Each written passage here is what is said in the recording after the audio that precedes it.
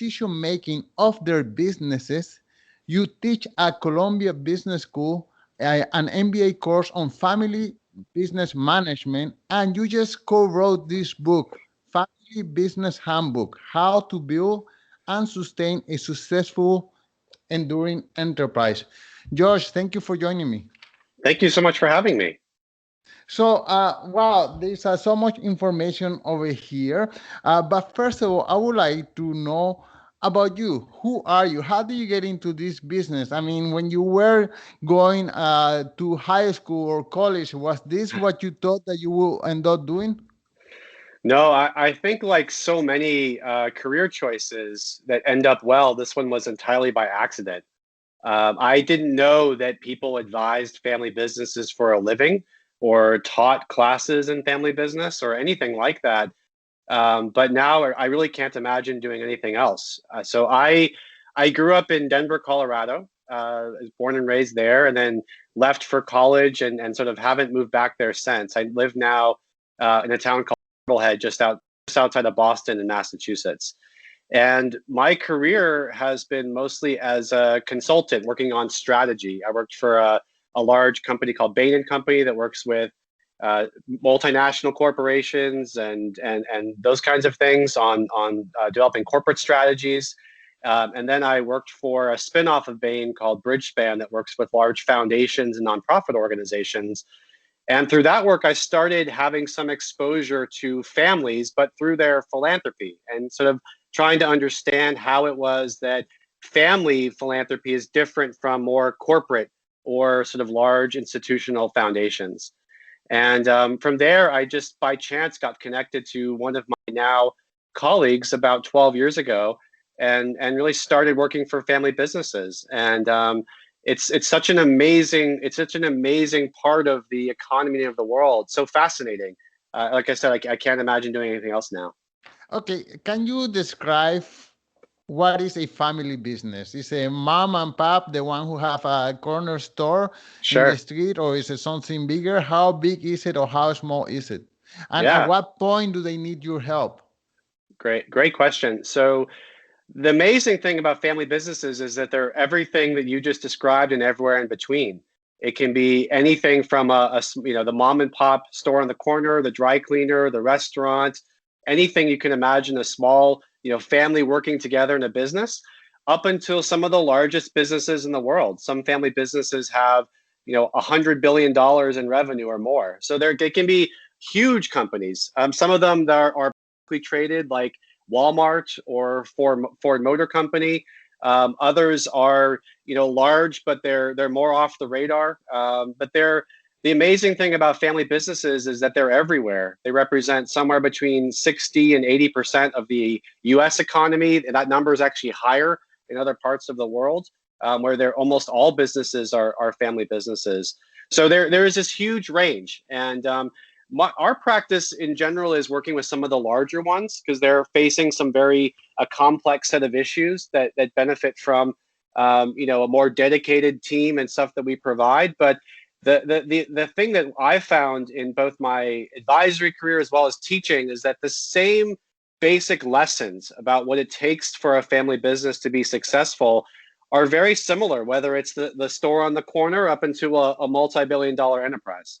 And at what time do they need your help? Because the store in the corner, I mean, the husband and wife have a Sure. argument, then the husband buy her flowers, and the problem is solved. So they You hope don't need so. your services. Yeah, I hope Yeah. so. But then it gets to a point now you have kids, you have grandkids, you have the wife of the kids. So at one moment do they say, wow, we really need to call Joshua Baron here to help us out? Yeah, so I think as you described, it really is in these, oftentimes in these moments as you're going from one generation to the next. And that's in family business, we talk a lot about generations, G1, first generation, G2, second generation, and so on and so forth. And oftentimes it's really in those moments where someone might need some help because so many things start to change all at the same time. You go from having one person or two people who are all who are running the business and making all the decisions themselves to all of a sudden you might have three or four or more siblings that are all of a sudden having to make these decisions together, or cousins as they can into the third generation. So as you go across time, and hopefully business grows and is more successful, the family grows, it brings a greater level of complexity. That, you know, in addition to all the complexity of running a business, all the family dynamics start to come into it, and that's when people start to really look for help with a family business advisor as you're going across these major like life posts, major changes from one generation to the next. And I guess one of the reasons why they need help is because the primary motive of this family business is not to maximize profit. I mean, if my objective is to maximize profit, but then I make my sister mad at me for, and she doesn't speak to me at the Thanksgiving dinner, then that's a problem. It's a really important point. It's actually one of the things that makes family businesses different from other kinds. You know, when I worked at Bain and Company, for these large multinational publicly traded companies, we never really had to ask what are your objectives. It was very clear. Like every decision is made through the lens of, does this decision or action or strategy increase shareholder value, or does it decrease shareholder value? And there's a very clear way of understanding success. When it's a private company, and especially when it's a family company, it's wonderfully complicated. You don't have to, you know, of course, making money is important. Business doesn't succeed unless you focus on financial things, but that's usually not the only thing that families care about. They often care about maintaining family relationships. So we worked with one family business that they had a series of different activities. One of them was a real estate division, and the CEO's brother-in-law ran it, and it was not doing very well. It was not making money. And he had to really think about, well, I could close it or I could replace that person. But if I do, my sister's going to be really angry at me. And is it worth, you know, paying that price? So you have to make decisions both with the kind of the family dynamic in mind, but also one of the really amazing things about family businesses is that they can make decisions that are different than public companies. You can make decisions for the long term. Like I'm investing for something for 10 years from now. I don't have to worry about next quarter. Or maybe I want to choose not to do certain things because even though they might make money, they're against my values. So we were one business that manufactured, and they had an opportunity to provide their service to the cigarette companies, and they said, you know, even though this can make us a lot of money, we don't want to do that because that's against our values, right? And you see these kinds of choices all the time in family businesses, and as I said, it's one of the things that makes them very special. Yeah, you mentioned in your book, I think there was a family fight in regards to the management of a supermarket, Yes. and I guess can you tell us what happened in that story? Sure, absolutely. It's actually a very well-known supermarket chain where I live called Market Basket. It's Market basket. quite an extraordinary company for, I think, is leading. What's amazing is that they have some of the most loyal customers and employees you could possibly imagine. And what happened was there was a dispute between the two branches of the family. One of them was running the business. The other one represented the other branch of the family who were owners of the business as well, but not actively working in the company. And confusingly, they're both named Artie, RDT and RDS. So it's a little hard to follow the characters, but basically, what happened is that there was, because of a previous lawsuit, the other branch, the one that was not running the business, had control over the company or gained control, and they fired the CEO. Mm.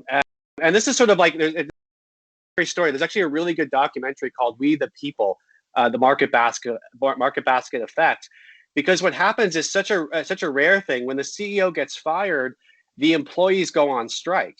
And when the employees go on strike, the customers actually go on strike. They stop coming to the store. Uh, Many of them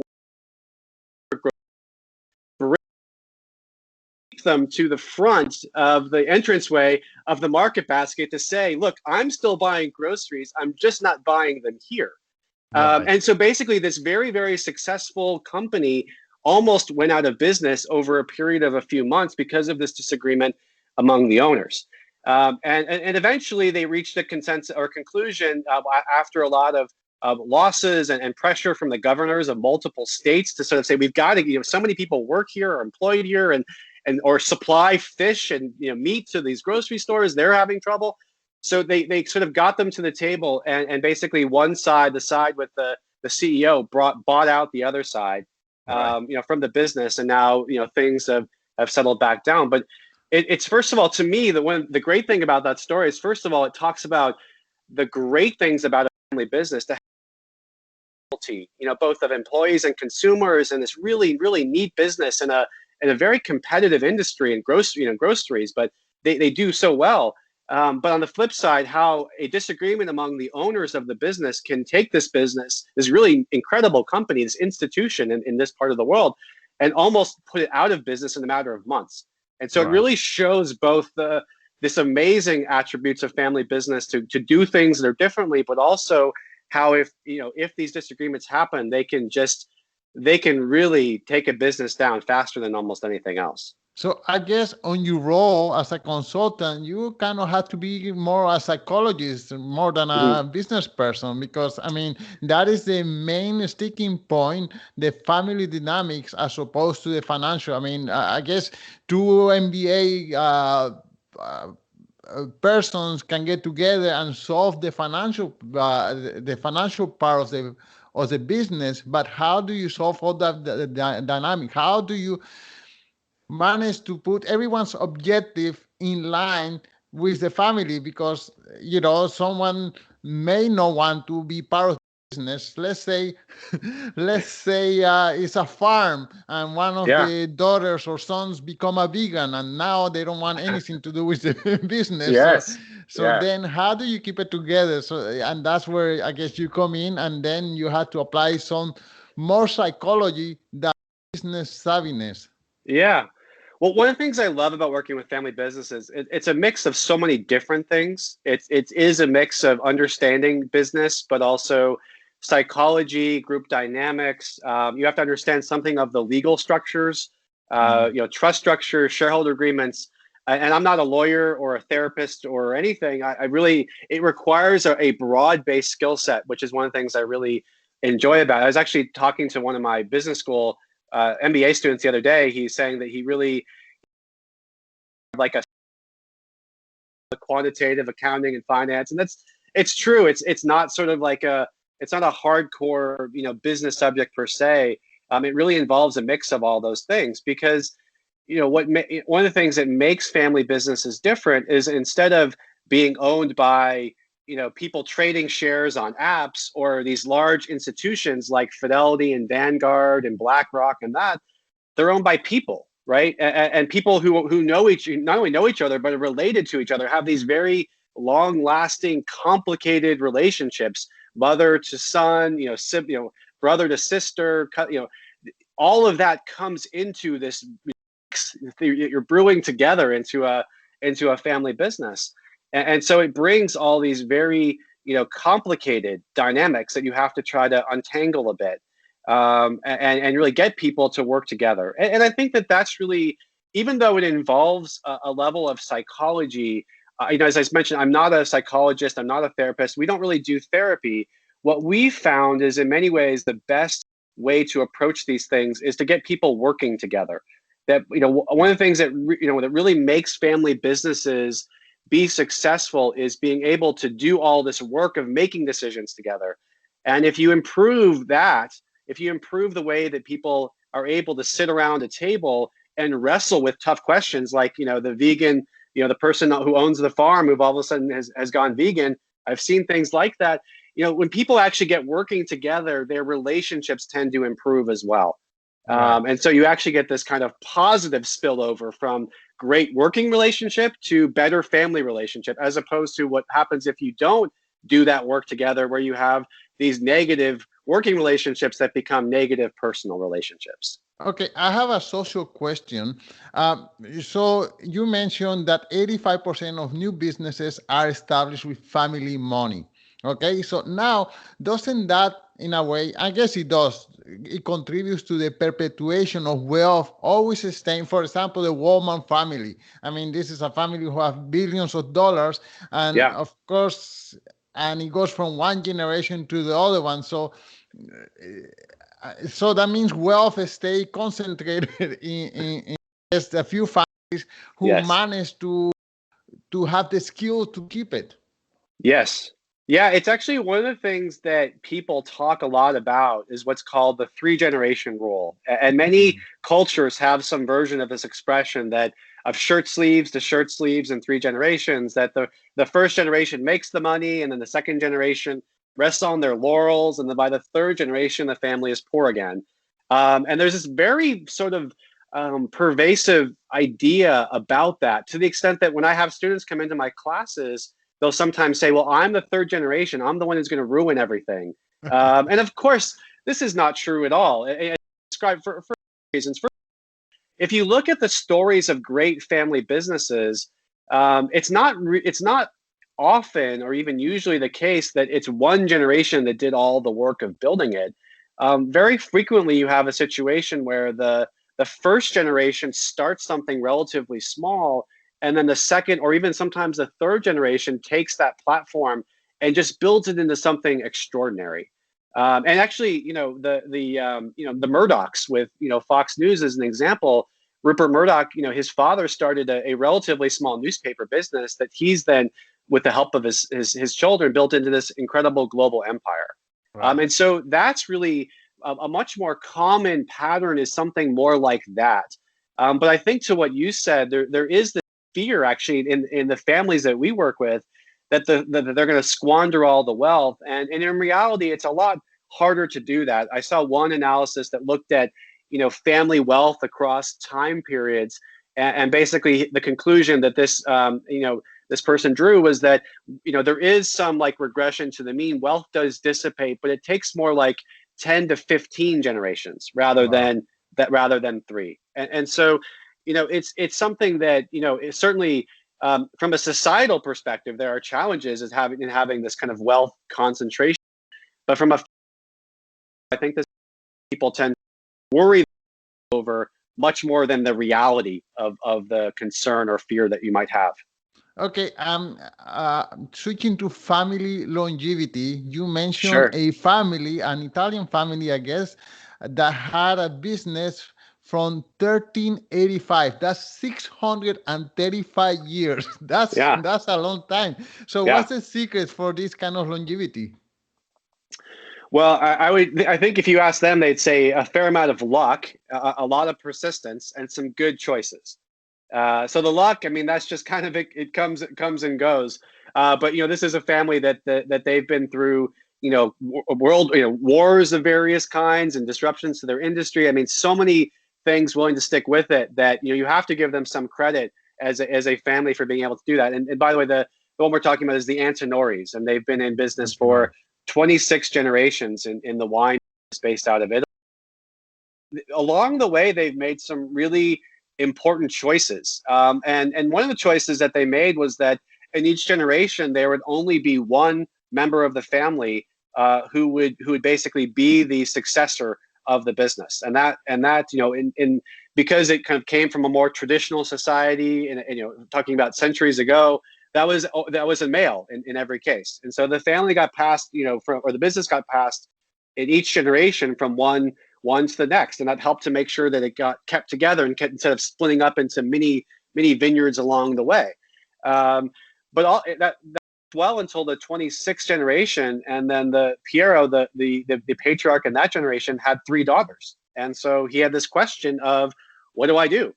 Do I sell the business? Do I pick one of my daughters, or do I move away from this one to something different? And actually, he made the choice ultimately that he would in fact keep the business in the family, and that he would pass it down to the three of them. And so then they had to do the work of figuring out how they're gonna work together. And one of the things I really admire about their business is that they make choices that are going to not necessarily pay off in the short term, but pay off in the long term. Like for example, they have a very well-known brand. If you're into fine wines, instead of just maximizing the brand and trying to sell as many bottles as they can, they're investing in making other brands.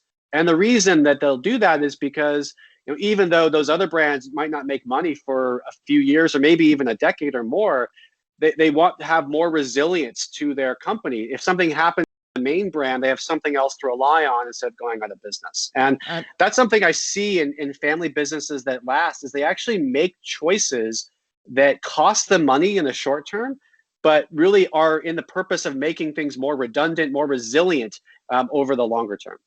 and they don't have to report earnings every quarter to a whole Nope. bunch of investors, so they can say, okay, we're going to start this project and we're not going to make any money for the next 5 years, and that's it.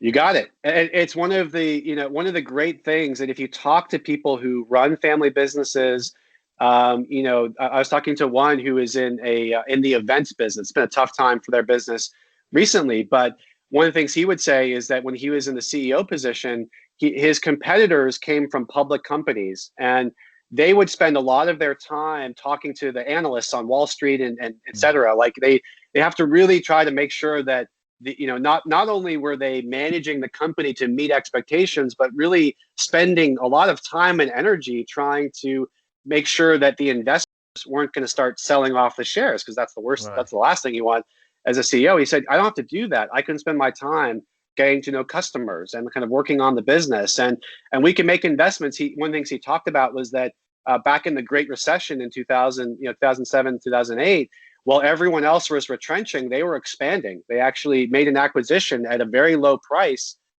because they could afford to, because they were very careful in not having too much debt, having a lot of cash laying around, and also knowing that it wouldn't pay off for a while, but it would pay off down the road. And there's a very, very neat, different way of running a business that can be very exciting, and when you don't have to answer to investors in that way. Right.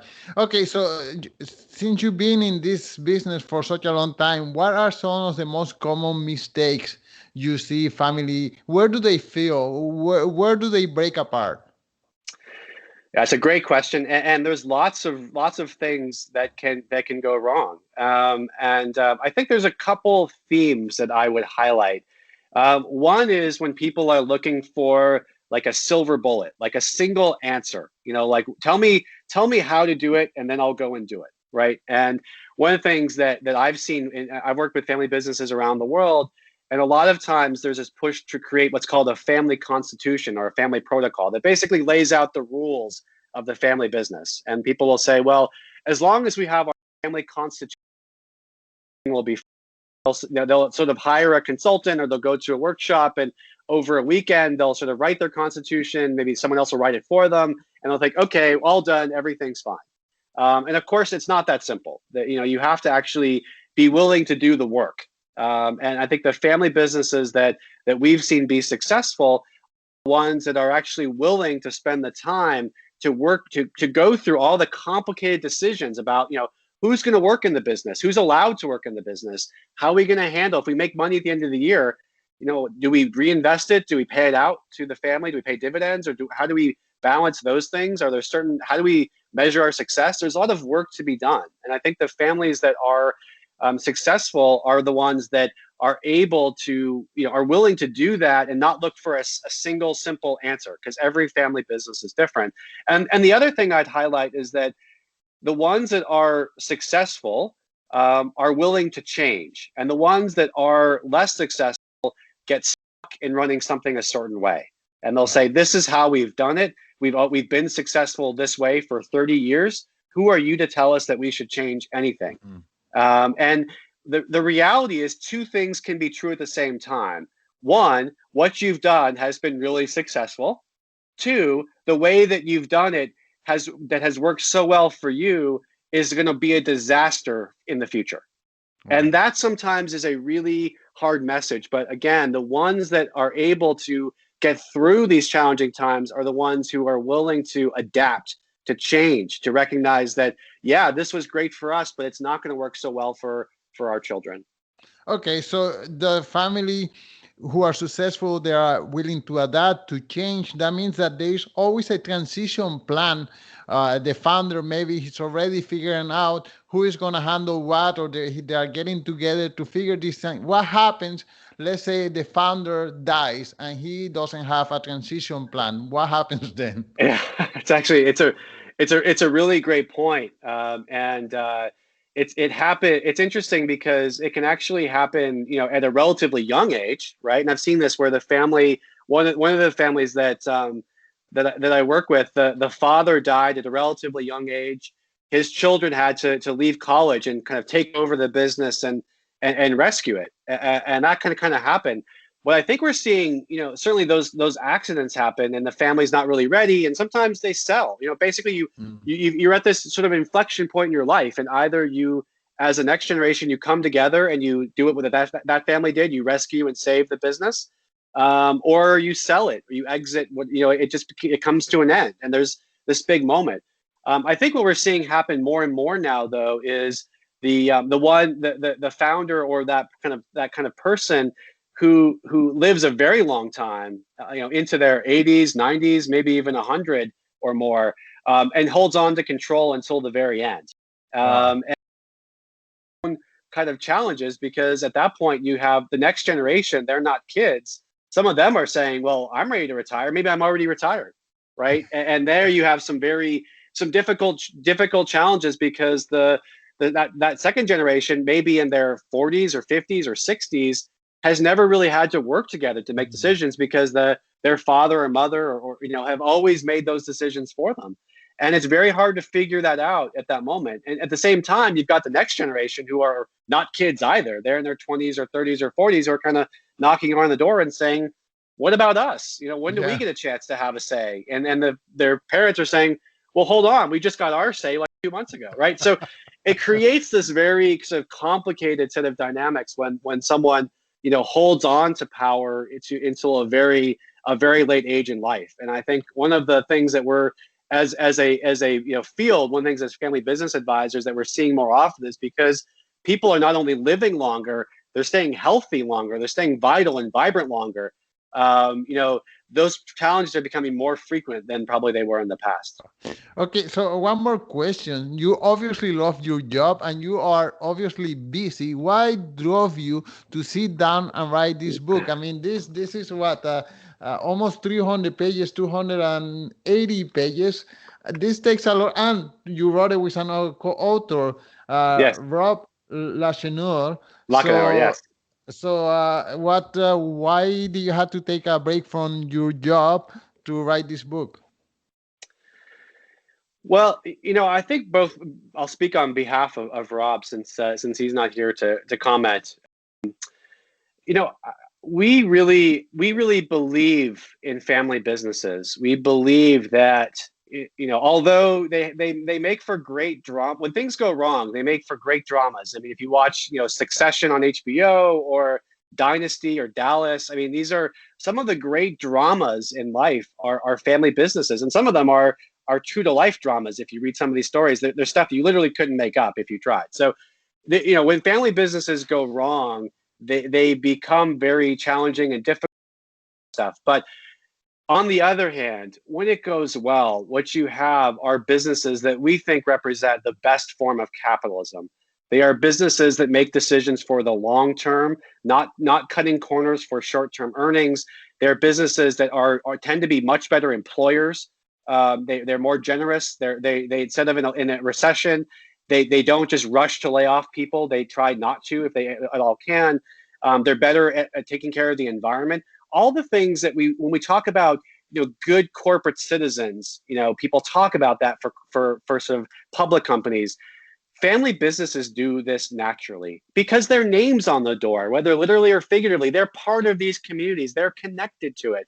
And so we really believe, whether it's the mom and pop store or the billion-dollar company, these are vital, integral to the communities in which people live, and companies with people work. And so, we obviously can only work with a relatively small number of these businesses. And the reason we wrote this book, more than anything else, was to provide an opportunity to share what we're learning, over the last, 10, 15 years, and so they can kind of pick and have a chance to learn some of these lessons, apply some of the things that we found to be helpful, and hopefully make their family businesses as successful as they can be. Fantastic. Okay, Josh, can you tell us one more time the name of the book and where can people follow you? Sure. So the name is the Harvard Business Review Family Business Handbook. You can find it on Amazon or anywhere else that you go and find books, available on January 26th. And where can they follow you? Oh yeah, for me, you can find me on LinkedIn, and just search for me on that name on there, and I'd be delighted to have conversations with anyone who's interested in the subject. I'll put a link on the show notes. Thank you so much, Josh. Thank you.